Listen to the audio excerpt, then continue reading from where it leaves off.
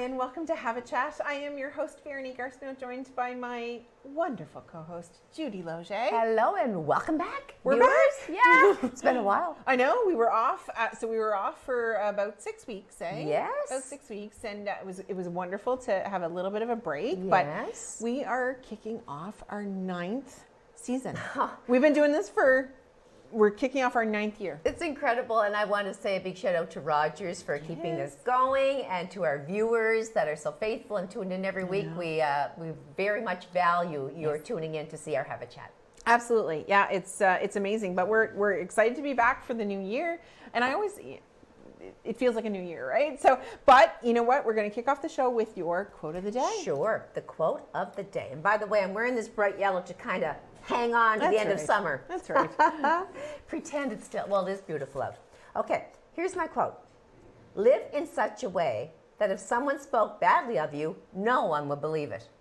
I love that. Yeah, I think so too. I love that. I mean, nobody's perfect, No. but we can certainly try harder to work on things that we know, if you talk down to people, which I don't, or if someone's being rude, and I hope I'm not, if we catch ourselves and try to be that better person, no one's going to say she was rude, she was outspoken. So you just have to kind of analyze things before they come out of your mouth, and how it might affect somebody. And I try to be positive to people. Oh, absolutely, and there's no question that you are. And I think I think if someone ever said to me, Judy's an awful person, I'd be like, which Judy are you talking about? Thank you. And that's a wonderful thing. That's an amazing legacy to leave, behind as well. And so, I think we all have to do our very best to be the best people we can. Yep, and you're one of the best people I know. And again, going back to you sincerely, if someone said Veronique's not a nice person, not a good person, I would just laugh. Yeah. Because you are such a balanced person, and I don't hear you put down people, which is a virtue. And I have a brother that's the very same. I have not heard him utter a bad word about anybody. So that's amazing. Well, we love Bruce, but you know what? You and I both, though, come from such incredible parents and loving families. We're very lucky in that respect, and we were modeled that behavior, right? Like my parents lived that their whole lives, and I know yours absolutely did as well. So we were very lucky to have that model in our lives. Taught respect. Absolutely. And if you're taught respect, you give respect. Yeah, absolutely, absolutely. Yes. So we are kicking off, our 9th year, and it's hard to believe, really that we've been here. All those years ago, we started in 2014. All those years ago, and it started. Most people actually don't know how the show kind of got started, right? So you and I were Rotarians at that time for the Rotary Club of Chatham, which was, I loved my time. I was 10 years with the Rotary Club, and you're still a very active Rotarian, which is amazing. And we had launched. It was in 2011. We were just about to launch the Dragon Boat Festival. Right, and nobody knew about dragon boating around here, and so you and I we had asked actually at the time. Audrey had a show on Wednesday nights, I remember. Yeah. It was called Dropline. And she would have guests on every now and again, right? And so every Wednesday night she was on the air. And so you and I asked to come on to promote that Dragon Boat Festival. And it was that night, and the producer at the time, Stacy Sarchfield, and she said, you guys would make a great talk show. I know. And I really, really kind of jumped in and seconded that. I thought, what a great opportunity to have something other than doom and gloom every week to watch about the negative stuff that everyone sees anyway on social media. And just have guests that we have had every week to bring us new ideas and tell us what they're doing and showcase their talents. And so here we are. I know. So it took a couple of years, though. It was 2014 when we finally launched. But so here we are again. Here we are. Yeah. Whoever could have imagined? So we got through the summer, and what a summer this was. It was, had some wonderful things happen and some sad things happen for all of us. But Tara, what was the highlight of your summer? The highlight of my summer, I believe, was having the show that I did. Yeah. But just to back up a little bit, like you said, life is about the highs, the lows, the sads, the joys. So just to touch on it for a minute, I lost my beloved Diva, our golden doodle that we've had for 15 felt like 20 for over 11 years. And she was my girl and our first family dog. So that really tore me apart because she became ill around the first week in July, showing lethargy, and she became very almost immobile. Like she had weakness and her leg would just drop. And we thought, what's going on? And she was checked for hypothyroidism, which she did have, which we got her medication for. That didn't help. And then she started having seizures and progressively got worse. And we had to do the awful, awful task of saying goodbye to her, taking her to the vet, and saying goodbye. So I grieved for the better part of July. Absolutely. And into August. And then I had to catch myself and throw myself into the show that I was so honored to be asked to do, which was And Brexit. Yes, I can't wait. Yeah, it's a comedy like we talked about briefly, but it threw me into something very intense, very exciting. It took my mind off my sadness, even though I still shed tears every day over my beloved pet, because they're more than pets, they're family. Absolutely. They are family. And yet it was an experience of a lifetime. That had to be the highlight. We filmed a lot. Like some days for me it would be like 7:30 in the morning until 7 at night. Some days would be 2 hours in the day for the better part of 2 weeks.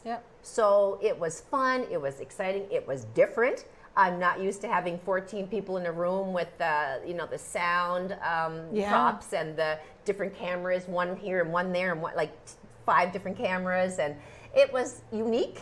And it was very high paced, and I really hope I will make you proud and people that will get to see it coming in 2023 sometime in the winter. You know what, I absolutely cannot wait to see it. I am so excited, and I'll just touch on Diva because I mean I loved her. I loved her too. Like she was such a cuddle bug, right? Gentle. And she was a big girl, right? She was a big doggy, but she got into your lap and she snuggled in, and you just forgot that she was a big girl, not a lap dog, right? But I know you miss her, and I feel the same way about my pups. I have a 14-year-old dog. Bud, who is not doing well, overall, and I know that I'm going to have to make that decision as well. And then I have a 1-year-old. He's going to be one on the weekend. Winston's going to be one on the weekend, and he is full of energy and life, and they bring such joy into the house. Joy is right. So I just my heart broke when I knew that you had to go through that with Diva, and of course you grieve, and people don't often. Not everybody, a lot of people do realize, but people don't realize that absolutely you grieve a family pet, because they are in your life every day, and they bring such joy and laughter. And I mean, he ate my shoe on the weekend, and I just wanted to kill him, but I still love him because he's so stinking cute. It's about unconditional love. Absolutely. They are the most loyal. If I went to the dishwasher to unload, she was sitting there watching me. If I ironed a shirt, she was looking at me with these eyes like, I adore you. We walked every day for 11 years. We did, she was just a big part of my life. So thankfully, I have another beautiful sheepadoodle who is 3 past, and she is missing her. I call her sister, even though they're different breeds, golden doodle versus sheepadoodle. But she was lost, and so my friend Kathy and many people brought her special toys because she was her companion. That was her only friend, really, for 3 years. So we have to give her all this extra attention. So my cue for people out there that have an animal that's not doing well, your beloved pet might be aging and experiencing health problems, is to think about, if you can do it, getting another dog, because when that older dog passes, it's almost inevitable. They don't live very long, big dogs, maybe 10, 12. We had 11 years with Diva. Then, you know what? You'll never replace that dog, but this other one, you have to give attention to, and it keeps you joyful again. Absolutely. So that's my thing, is if you can't do it while you have a dog that's aging, if you're thinking about it. Well, and it's funny that you talk about that, because I know that we're going to lose Bud, and I'm now thinking, because Winston is my little Maltipoo, and he is so social, like he just and he just wants to be with Bud, whereas Bud's kind of an independent old bachelor, and he's like he was alone for 13 years, right? So, but Winston just craves that companionship of another dog, right? So now I'm thinking, okay, so when I lose Bud, do I get my dog a dog? I know. I'm thinking about it. And I'm like, do I really want 2 dogs? Yeah, sure, why not? No, it's that's kind of not on the table for me right now, because I'm still going through the loss, and I have the 3-year-old. But we'll see once she gets older what happens. Absolutely. But I did get a fun thing I did was go to Quebec City alone with my husband. Yes. For 6 days, and it was just a lovely getaway. We both needed it after a very busy summer, and having company around, and just being busy. Yep. And it was just romantic, and it was nice after COVID to do something where you felt comfortable and you could go out to a nice dinner. We went to an outdoor concert, and we ate out on the sidewalks and had a glass of wine, and it was just really nice to have that. It was almost like a honeymoon, really. Aww, just the two of us. Wonderful. Yeah. And I was in Quebec City this summer as well, and it's just it's like a whole other world. Little Paris. It is, absolutely, and I loved it. I loved sitting in the cafe as well and on the sidewalk, and so I'm so glad that you got to. Can I tell you something funny? Absolutely. I was picking out a T-shirt for my dad because he has everything. So why not get him another T-shirt? Obviously. So this young gentleman was there, and he was from the heart of Quebec. In other words, his first language was Francophone, and of course mine's English. So I know some French, and he didn't know any English, really. Right. So we're trying to commute. But what he told me during our conversation was, "Ma'am, your English is excellent." I said, well, I hope so. I hope so too. I've been honing it for 61 years. Like, I'm hoping it's good. Yeah. But that was too cute. I think he thought I was from Quebec, and that when I was speaking English, that I was doing a good job. Yeah. But your English is really good. Oh. So thank you. Well, at least he gave you a compliment. I know. It was funny. We'll take it, eh? But we just kicked off. So we're in September now. Yeah. I don't know where the summer went because August was really busy for me too, and it just seemed like every weekend. And that's the amazing thing about living here in Miramichi, right? There. Literally, very literally, every weekend from about the middle of May until last weekend, there is something going on. Every night. Right? And multiple things. And I got to experience some really unique things that I hadn't been to before. So I went to it was my first, not their first, my first Miramichi Mud Fest. Yeah. To watch the side-by-sides and the four-wheelers race. I was fascinated by it all. Fun. I loved it. I would absolutely do that at some point. Okay. And then there was Irish Fest and Scottish Fest and folk song festival under new director Melanie Ross Breen now, and Susan Butler. Fests and Chalk everything. Fest. Susan Butler dedicated 40 years to that folk song festival, which is incredible. Bravo. Just absolutely incredible. Yes. Busker Fest. Chalk Fest, Kite Fest, it was pretty. and then there was First Responders Day in the park. Yes. Like there was so many things, and then the 2 night markets where we've had them on the show, which was amazing.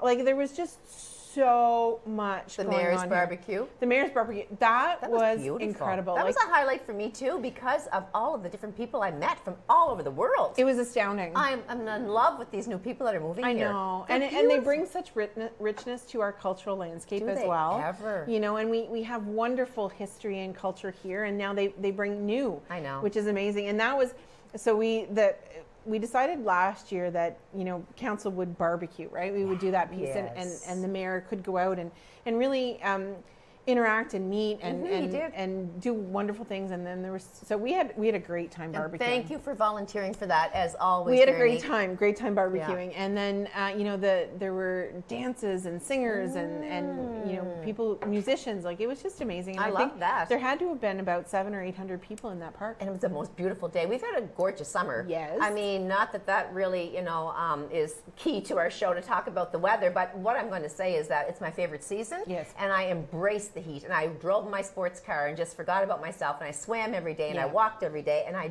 enjoy the heat so much. Yeah. People complain about it. I love it. I was okay with it this summer. I did okay. Now, listen, I have air conditioning, so I can get away from it. And it is good. I can get away from it. But, here we are, though. We're in September. Fall's not quite here yet. It's coming. But, for us, Mom was a teacher for 32 years. Your mother was a teacher as well. 35. And September always was a new year for me. I know. It was like a new beginning. And, the kids were going back to school this year as the first, we'll call it regular. Kind of normal? Yeah, regular-ish, yes. And they're all together, going back to school for the first time since 2019. That was the first beginning of the, they started back in a regular way, but then, of course, as 2020 rolled around, the pandemic hit. But, it's amazing, and it probably feels a little strange. For sure. You know, to be going back in that environment. And I know the teachers, I don't know how the teachers did it the last couple of years. Thank you to our teachers for trying to muddle through all that. It was chaotic, I'm sure, and hard on the head and extremely emotional for them to come home at the end of the day and say, what now, what next? Absolutely. And everybody that works with kids, you know, when we think of all the staff that works in a school, you know, from the bus drivers to the custodians to the secretarial to the teachers to everybody, right? And the people that work in the cafeteria, like all of those people are dealing with children in the day-to-day and trying to help them navigate something as massive as a pandemic. I know. And we can't even manage our emotions, but trying to help kids manage their emotions in those situations, like they have gone above and beyond the last couple of years, and it's, you know, we forget sometimes, and it's like I hear it often. Well, they're just a teacher. No. No. Where we be? Like I said, I give such, you know, gratitude to them for what they've done, how they've handled it when like they might have things going on in their own home that they have to deal with, go to school and take those kids under their wing and try to make them feel that everything eventually will be better. Yeah. So it's exciting to, you know, to be kicking off September. And I you know, I'll say it again. I don't know how we got to September already. It feels like it should be just about July right now. But I know that the kids all went back, you know, last week. So exciting for them. And I really am wishing all of our, you know, students and teachers and support and anybody that works with kids in the school system just a wonderful year ahead. Me too. Yeah. And just quickly, yesterday I celebrated, which would be the 11th, my beautiful niece Lauren's birthday. She and I went out that night because her boyfriend was working, and she had been celebrated with other family and friends Friday and Saturday. Yeah. But I didn't want her to think that September 11th, which jumps to mind, of course, is how the tragedy unfolded 21 years ago. Absolutely. We have to honor, respect, and always remember those people. Yeah. And I do. And yet I didn't want to take away from her big day because a lot of people celebrate. have. Yes. So it was kind of like enjoy Lauren, and at the same time look back on the tragedy that unfolded with the terrorist attacks and forevermore change the world. Absolutely. So we have an amazing show coming up. We have a great guest that's going to join us right after the break. So don't go too far. Grab your favorite beverage, grab your favorite snack, and come on back. We've got lots of show and lots of discussion to happen. So, you know what? We're so excited to be back here with you live again in studio, and to have our guest joining us in a couple of minutes. So don't go too far, but come on back in a minute, okay? See you soon.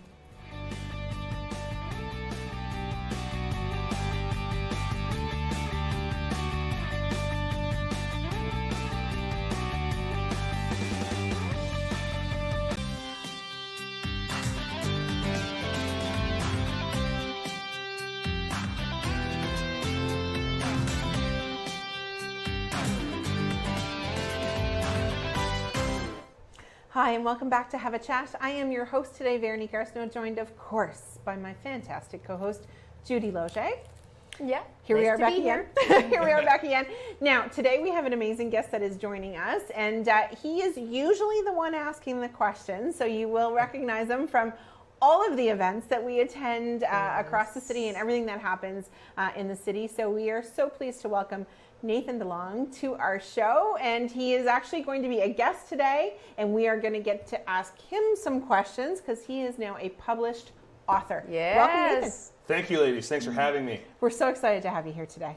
Excited to be here. And I have to say, like she said, you're at all the events mostly that I attend that are public, and you're always one of those faces that makes me feel comfortable. Yes. So if I'm in a room full of 200 people and I see you, it's like, okay, everything's going to be okay. I have Nathan's a smiling person here that's here to support. Yeah. And I always felt that from you, Nathan. Yeah. Thank you. Appreciate that. Yes. No, and you know what? I we'll talk about your book, but also a little bit about your career. I don't know how you do it as a journalist either, because at times you are having to cover some of the worst things that happen to people, but also some of the good stuff, right? It's not for the faint of heart, but it's a rewarding career for sure. I'm You sure. love it. Oh yeah. Good. I can tell. So so for everybody out there that doesn't know you, tell us a little bit about yourself. I mean, like you were talking about, most people know me for my role as a reporter and photographer at the Miramichi Leader newspaper. I've been in that position for about 4 years now. That long, eh? Yeah, it doesn't seem like it. No, it does to me. It seems like about 8. There you go. I see you so much. Yeah. Yeah, I know, but it was 4 years in February, so it's probably closer wonderful. to 4.5 now. Yeah. But no, I grew up just outside of the small town of Woodstock, about a 3-hour drive from here on the northwest side of the province. Yeah. Okay. It's a nice little community of about 5,200 people, maybe 5,500 at the most. Oh, really? Yeah, so it's about a third of the size of Miramichi City, but it's Right. it's a nice little community. I grew up over there. Most of my family still lives in that area, actually. So Okay. yeah, no, I Good.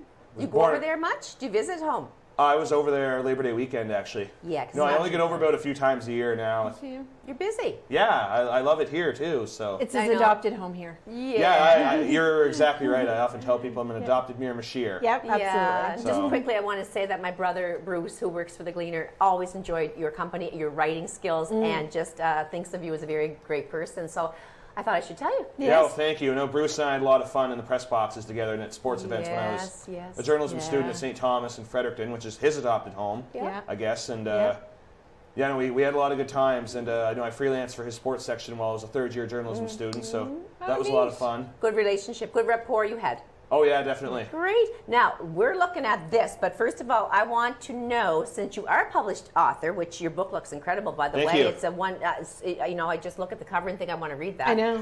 It's beautiful looking. Thank you. When did you decide that you were interested in writing, to become a writer? Like in general? Yeah, like writing, like not found writer that- for the newspaper, but writing a book. How did that kind of pop into your head?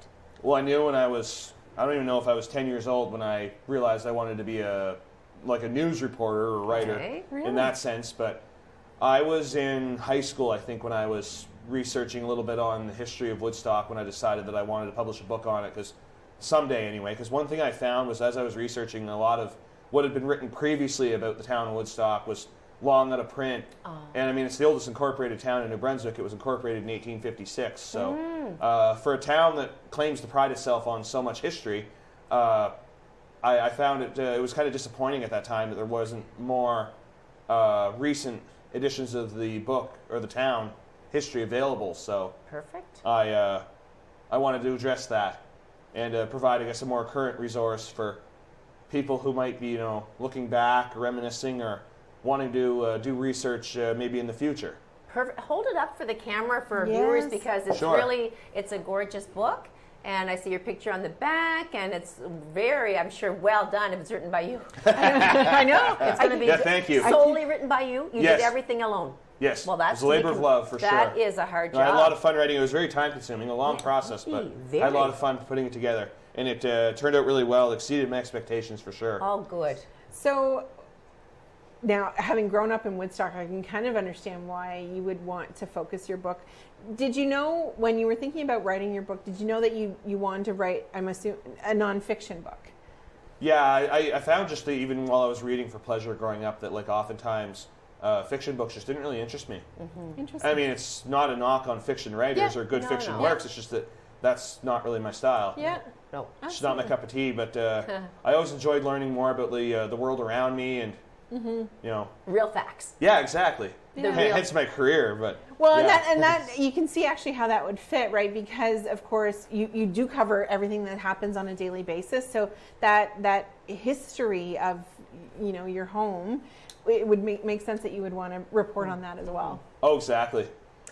So Nathan, walk us through the process. For example, you said you had this idea. You told us why you wanted to write the book, but it has to start somewhere, and it has to go through a lot of channels. So talk to us about how, like you said, it was very time consuming, so you were doing your reporting and authoring at the same time, writing it. Oh, yeah. So then who did you talk to? How did you connect? How did you, tell us about the whole thing, and then finally getting it published? So for the whole writing process, I was still in university at St. Thomas. I think I was in third year, actually, when I started chipping away at the book. I knew then it was kind of time to start pursuing it. But I worked on it intermittently for about 5 years. Okay. I can't say I worked on it every day, all day, every day. Obviously, I'd be lying to you if I said that. So, so I chipped away at it a little bit here and there, and I wanted to go as far back as possible, as far as written history goes and what information is available, and get as close to the present day as possible. So there's, in about 250 pages in this book, there's information from other sources that have been written, like online sources, books, newspaper clippings, anecdotes with locals who had known a lot about the history, indigenous elders and whatnot. And the information, I guess, goes back to maybe the late 1600s. when That's incredible. When there were just south of Woodstock Indigenous people that inhabited the Fort Medectic area, as it's called, basically since time immemorial.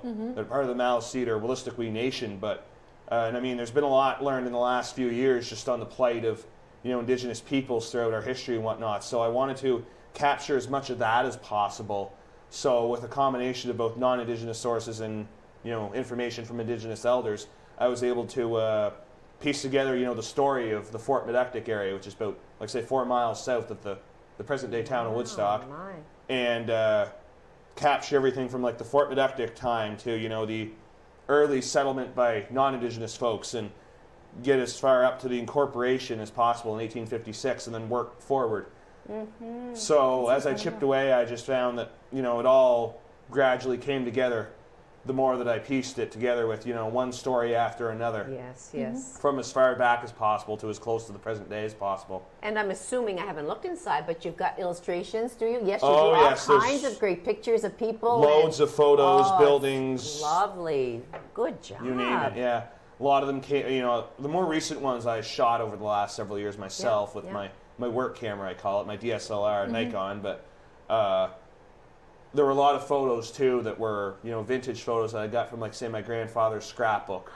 And, the historical calendars that are produced in Woodstock every year, and from other people and whatnot, so. And then, when did you actually finish this book? I know it took you time. 2021. I've been a published author for about a year now, actually. Well, you must be so proud. I'm proud of you. I know. I can't wait. You. I do love history. I do fiction, nonfiction. I love it all. I love books. Yeah. Oh, yeah. But that, I know so many people that love history. Yeah. And so that will be appealing to many, many people. Yeah. Yeah, it's real. The sales have really exceeded my expectations. Even in the Miramichi area, I was so surprised when I first launched the book last year at just how much interest in a Woodstock book there was on the Miramichi. Nice. When we're 3-hour drive removed from the Woodstock area. But it sold really well over home. I know my parents had a field day stocking stores and selling individual copies here and there. And, exciting. my mother still has a lot of fun making the rounds when I'm not in the Woodstock area to check on some of the stores that sell it over there. Of course. And, stock them up and collect money and stuff. So. Proud parents. Oh, yeah. I tell you. It was a family effort for sure. I mean, Yeah, my parents have helped out a lot with that. I know my dad had some 4x4 signs made up for some of my promotional events to help the book. My brother painted the bracket for it.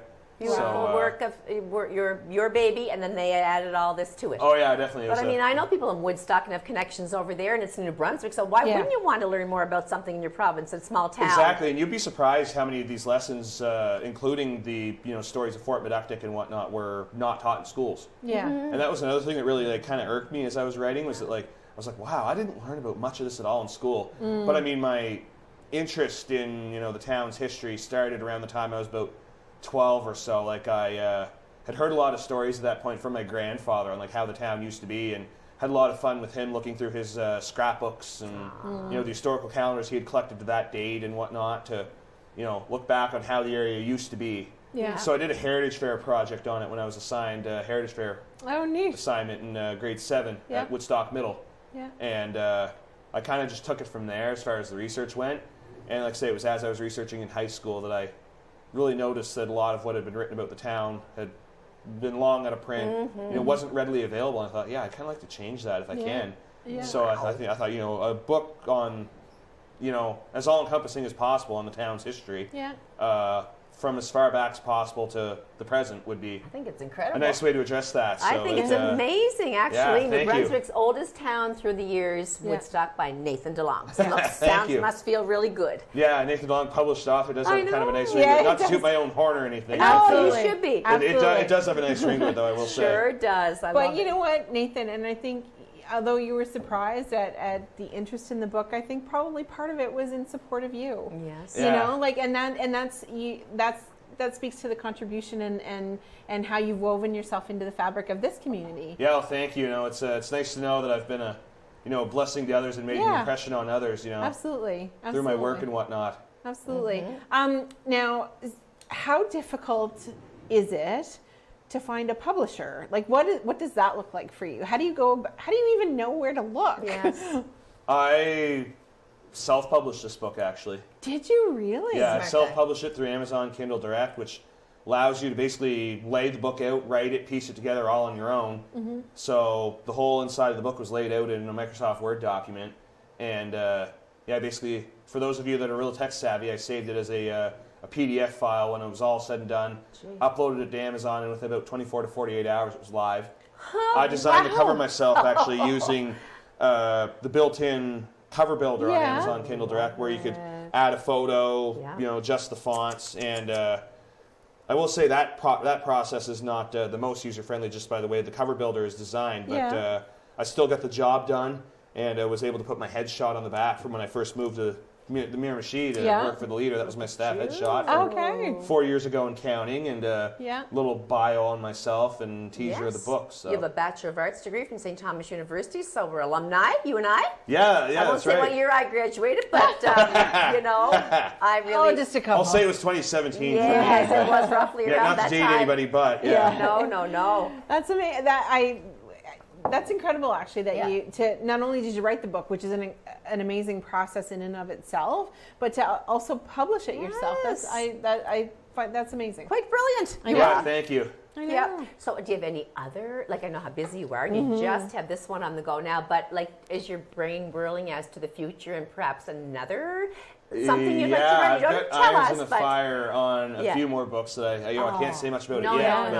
No. Probably be better to for it to be more of a surprise. Yeah, exactly. When the time comes. Oh, I can't wait. I think I got enough information on Woodstock while I was trying to produce this book.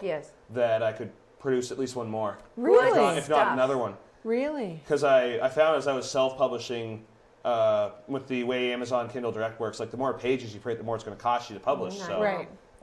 Hey, why don't you do one on the Real Housewives of Miramichi? Yes, that would be us.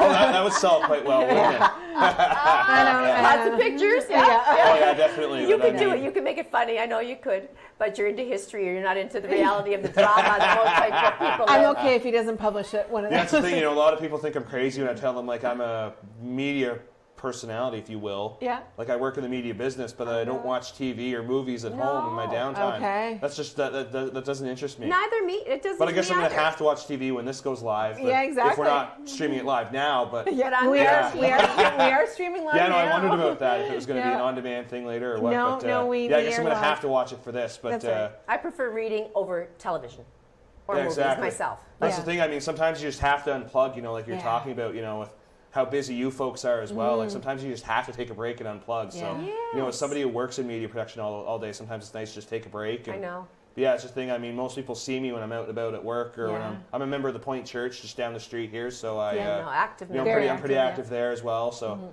that helps keep me out of trouble. Yes, and something else to focus on. Like you said, we all need we have to channel other areas, right, to get our mental health, well-being established. Oh, absolutely. In our last couple of minutes in the segment, because it's gone by that quickly. Yeah. Oh, I know time flies when you're fun. Absolutely. What surprised you most about becoming an author and a published author? Honestly, I kind of knew what I was getting into when I started this process, but at the same time, the amount of work involved in, getting from start to finish and just how time-consuming of a process it was probably one of my biggest surprises and takeaways from this whole project. The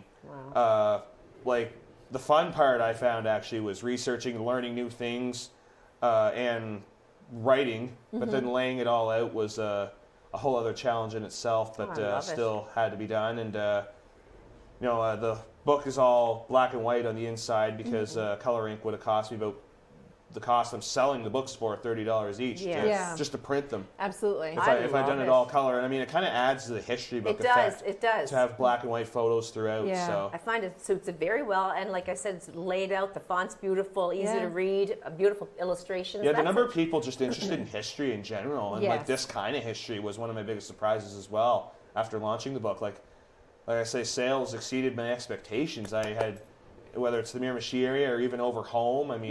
It's sold really well at several locations in Woodstock, at Chapters in Fredericton. Before last Christmas, they could hardly keep it on the shelves. Oh, that's amazing. I'm a little biased, but it does make a nice Christmas gift. That's right. It sure does. I've had to restock Milk Cove Coffee here in Miramichi a few times too at the book. Good for you. Yeah. That's amazing. Success. Where do we find it? So we can go to Chapters. We can go to our local Milk Cove in Miramichi. Yeah, Milk Cove has copies. It's available on Amazon. It's available by contacting me directly. I live on my work and personal phone, so I'm pretty easy to get a hold of. Yeah. One way or another. Yeah. For the most part, I sell at Chapters in Fredericton and Moncton, Indigo, East Point, and St. John. For any of your viewers that might be catching it in Woodstock or watching on demand in Woodstock, it's available at Hudson Jewelers, the town office. Amazing. Carleton County Collectibles. There's several other locations too, like Hilltop Market has it in Woodstock. The Woodstock Farm Market has it. Vanity Fair in Woodstock has it. Crazy Ace Hardware has it. My parents have copies available as well. Okay, we're heading off to break now, but thank you so much, Nathan, and we can't wait to see what's next. Don't go too far, everybody. We'll be right back.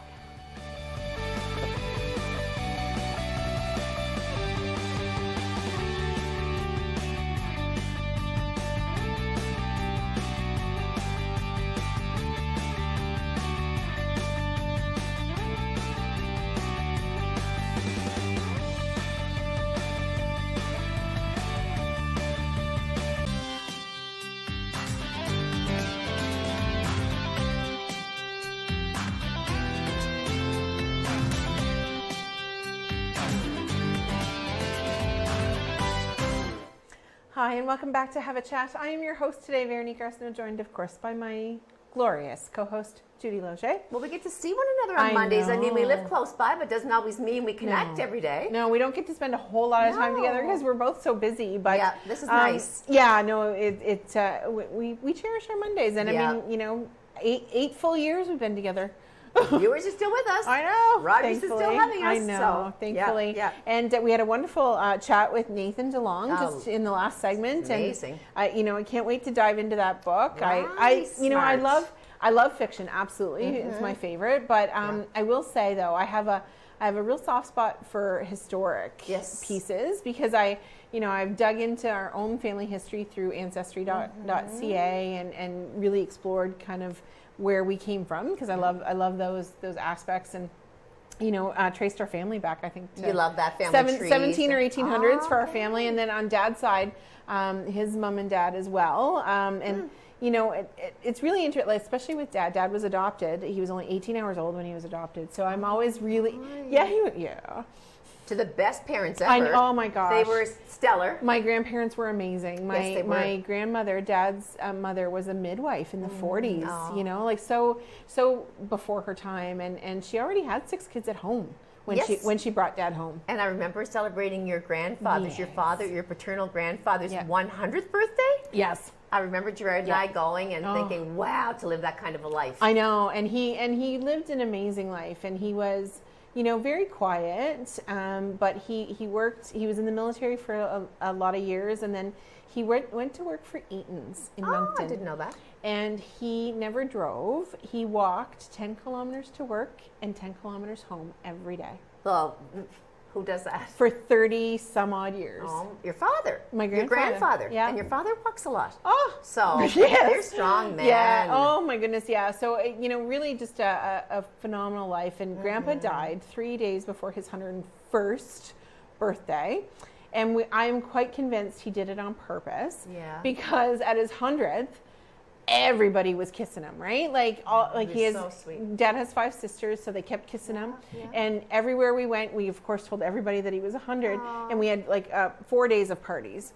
And so, in the nursing home he was living in, everybody kept kissing him. Oh. And at the end of the night, he was so tired, and he said to Dad, they won't stop kissing me. Can you please take me home? Stop it. And so Dad took him in a limousine for the first time in his life, right? And so they're in the limousine, and because, Grandpa said, I'm just tired, they won't stop kissing me, I have to go. And so they're in the limousine, and they're driving home, and Grandpa says to Dad, I don't understand why the car isn't stopping, the bus isn't stopping. And Dad said, what do you mean? He said, well, why isn't anybody getting on? He thought that it was for everybody. Public. Yeah, for everybody. He could not fathom that the limousine was just for him. Anyway, I cheer, and he was just this tiny little man. Yeah, no, I loved him. Anyway, so 3 days before his 101st birthday, I am very convinced that he decided that he was going because he did not want any more kisses. No. I just lost my father's sister this weekend at the grand old age of 99. Yes. And you know what? If we could all live to be that old and sleep away peacefully, it would be a gift, wouldn't it? Absolutely. Not that she didn't have a hard life. Her husband was in a motor vehicle accident when she had 5 children, and she kept him at home, and he was, paralyzed from the waist up, and she tube fed him. She was she was an earth angel, and she had the joy of being, since COVID restrictions have lifted, having her family at the Shannock surrounding her while she slept away peacefully.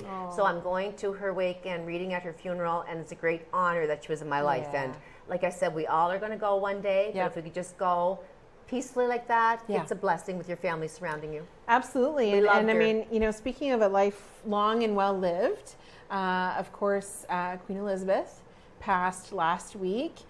She sat on the throne for 70 years. It's an end of an era of a woman that was completely and absolutely remarkable. And devoted to public service. Oh, and they said it was just more than that. Like she was everywhere amongst politicians and media and celebrations, and she was, like I said, I'm just in awe. I was in awe of her my whole life, that she could live that life and lead it so well. Absolutely. And tend to her family and all of her obligations, and even had the great love for her husband that she openly displayed, and even her dogs she was just a really good, strong, amazing person. Yeah. And it's, what always amazes me though is that, she was born into that life and that expectation, right? Mm-hmm. And absolutely, listen, she didn't have to worry about, paying the light bill, and she didn't have to worry about where her next meal was coming from. And I'm not discounting that, because those things are very real and very heavy for most of the population of the world. But she also, though, lived under constant scrutiny and expectation.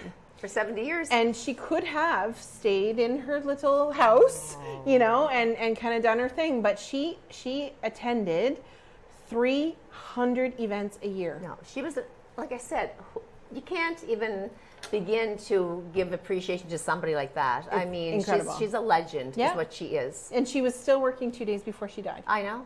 And always dressed so impeccably. Like, she took pride in herself. And, absolutely. And I really loved her. Yeah. And so she was, and ahead of her time in a lot of ways as well. She was in the military. She drove. I know. Trucks in the military. So she did her service as well. Mm-hmm. And her kids did as well. So it's really a life of service, absolutely. And so now we have King Charles III. I know. I don't know how I feel. I mean, what can I say? He's 70, 73 years old? 73, yeah. And I mean, the Queen, they did a vote, like a poll over in Britain, and she was liked at 75% by the people, and he at 42%. I think a lot of it is coming from the marital infidelity with Princess Diana, but that should not impact the future of him reigning. He's done a lot. He's worked tirelessly on many different things. He's given a lot of his time to charitable events. He's all about the cause of global warming and how to, he's been working on that. I say give him a chance. I say, he's been working for decades. I think he adored his mother, did he not? Yes, I think so. I think so. I mean, it might not always have been kosher, but for the most part, he learned a lot from her. He's been preparing for decades to take over, as king. Yeah. So I say, let's just see what happens. And we can't change. It is what it is. We all love the Queen. We can never replace her. No. But he's next in line, and let's just see what he does. Well, and I mean, listen, Judy, you and I all know people who have, not made great decisions in their relationships and have, perhaps been unfaithful and divorced. But he has also been married to the same woman ever since then. He absolutely loves her.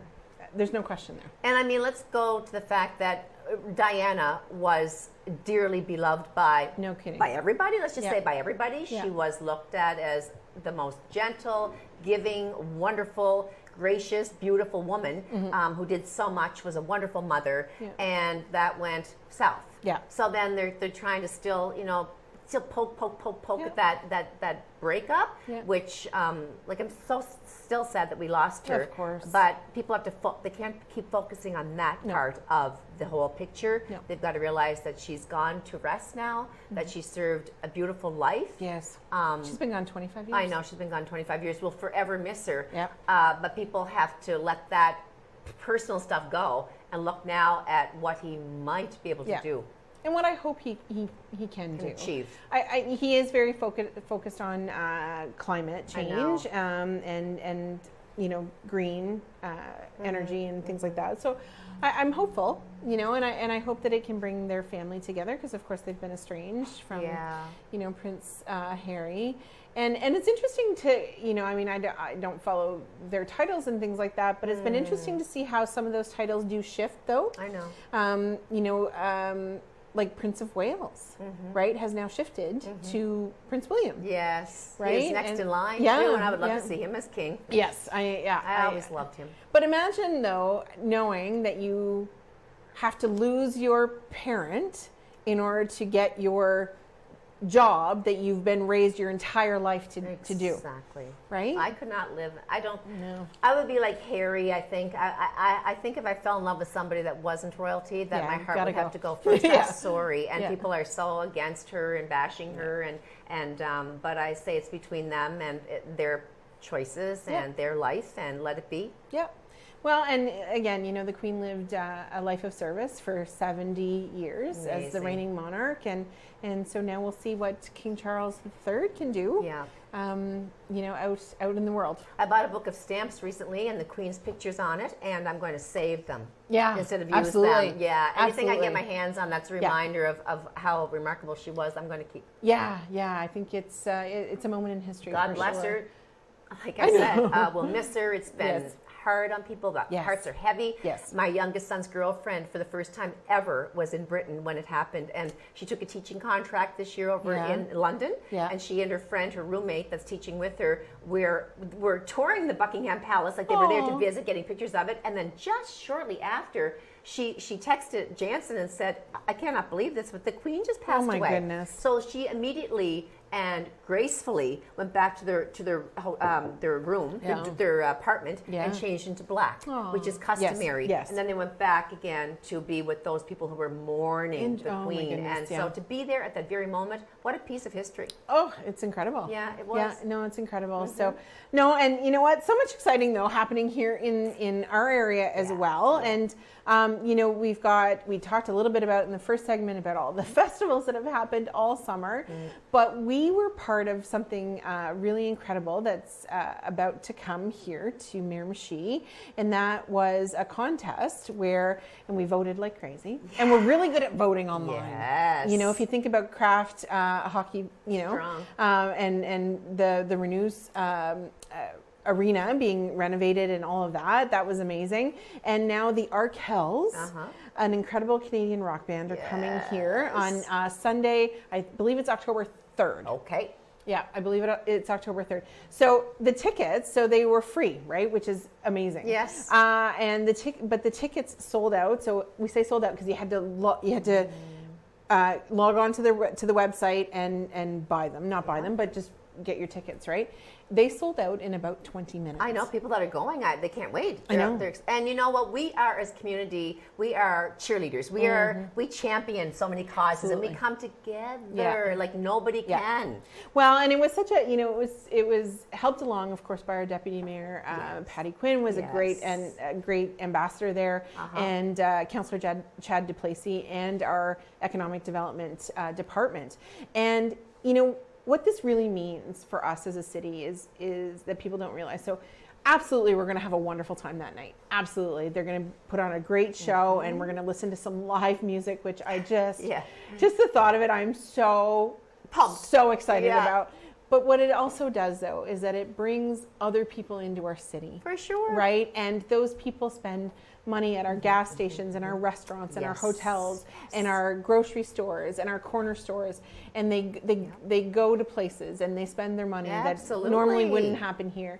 And so the economic spin-off for our local businesses is always such a bonus for us. I'm proud. And that's why it becomes so important for us to really jump into these things and to support these initiatives, because it does mean more money in the pockets of Miramichi residents. It boosts our city big time. Yeah. So it's a win-win. I know, and I can't wait. I can't wait. And funny enough, though, so it kind of happened by accident, but we have a Charlie B is a therapy dog that works with our fire department and with our police department as well, and he goes to court and all these things. And so anyway, Charlie B is going to be my date. Stop. He is. Is he going to have a little bow tie? He has his little bow tie picked out. Are you serious? He does. That was my image. Yep, he does. What is he, a German Shepherd? No, he's a lab. He's a lab. I love labs. And he is the most beautiful boy. Wow, I didn't even know about him. Yeah, Okay. So we're actually going to have him on the show at one point. But What? Yeah, On Charlie. the show? Yes. Oh, well, I'll have to wear something I know. very special too. We'll have him in October. But Charlie Really? B. Yeah, I can't wait. Okay. Charlie B is coming. I'll bring dog treats for sure. Yes. and little baggies. Yeah, and he's got a wonderful handler with the fire department, Pat Brogan. Gosh, I love dogs. Yeah, anyway, so Charlie B is my date. That's so cool. Yeah. Where's it being held? At the Civic Center. Okay. Yeah, so there were floor seats, I think, or standing, I can't remember, and then the seats as well. So you can fit 1,800 people sitting in the stands, and then there was the floor as well. So it's going to be quite the show. Well, I didn't get a chance to grab a ticket, so if you know of anyone that's selling them that can't go, give me a buzz. Absolutely. So we're just about to close out the show, but a couple things that also happened over the summer. So just a huge congratulations to the Conservative Leadership convention happened on the weekend. Huge turnout, like incredible amount of work that goes into these things. And Pierre Poilievre is now the leader of the opposition, so the Conservative Party. So congratulations from us to him on that campaign. Very decisive victory at a little over 68%. On the first ballot. Okay. Yeah. Well, people were very much ready. Absolutely. They and people had to register over the summer and participate, and so incredible. That's high. That's good. And you know what? Our system is always better when more people participate, right? Sure. And get involved. And so so that everybody that did participate in that and chose a leader. Full field of very qualified candidates, but Pierre Poilievre is now the leader. Populist, and we shall see where that goes. He's he's got really strong ideas. Yeah, absolutely. Yeah. So we'll see what that looks like in Parliament moving forward. And you know what? And so much else going on across the country and in our own backyard. So you know what? My last thought, as we close out the show for the day, is just we need to be kinder to each other, and to people around us. And even if we don't agree with them always, there's a lot of room for respectful debate and listening and learning. Even if it's not something that we're really sound on the idea of, let them present their case and let them present their ideas and kind of absorb it before you judge too quickly. Yeah, absolutely. And there's so much coming up, with City Council and budget season is coming up for us on City Council. Wow. So lots to talk about and lots to get involved in, and looking forward to what's to come this year. So very excited for everybody to kick off, the school year and our work and us together. Yeah. And looking forward to what's to come. So have a great week, everybody. We'll see you next week, and be kind to each other. All right, that's all I can say. Thanks very much, everybody, for joining us.